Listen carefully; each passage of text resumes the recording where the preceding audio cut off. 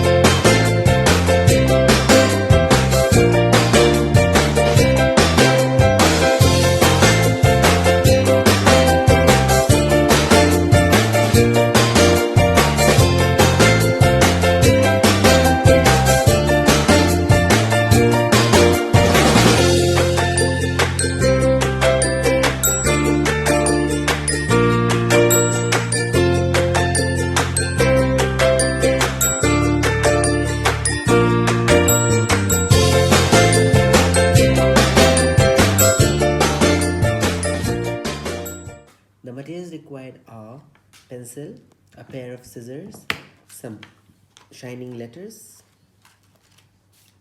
some colored papers, one cream color, one light pink color, brown chart, 3 green pipe cleaners, ruler, some colored paper leaves you can make, some decorative hearts, shiny, glue. So let us come forward and see how to prepare our this design card.